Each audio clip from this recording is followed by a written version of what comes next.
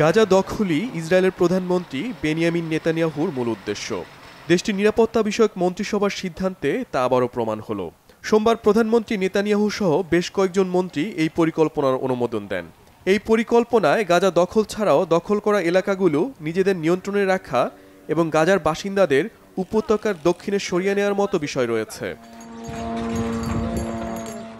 Netanyahu বলেন, গাজার ২০ লক্ষেরও বেশি মানুষকে নতুন স্থল অভিযানের মাধ্যমে অন্যত্র সরিয়ে নেওয়া হবে।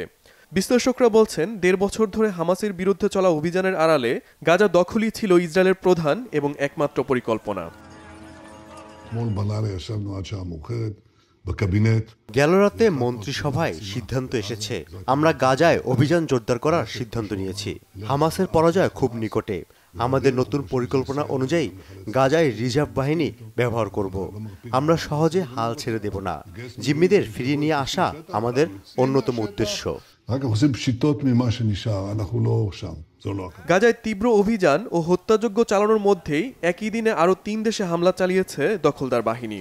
বিশেষ করে ইসরায়েলের অন্যতম প্রধান বিমানবন্দরে হুতিদের হামলার একদিন পর ইয়েমেনে ৩০টির বেশি যুদ্ধবিমান দিয়ে হামলা চালায় ইসরায়েল।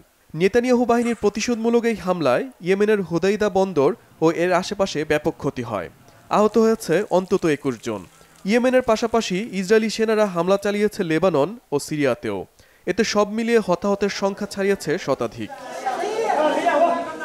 এদিকে আগামী সপ্তাহে সৌদি আরব, কাতার এবং সংযুক্ত আরব আমিরাতে ৩ দিনের সফর করবেন মার্কিন প্রেসিডেন্ট ডোনাল্ড ট্রাম্প।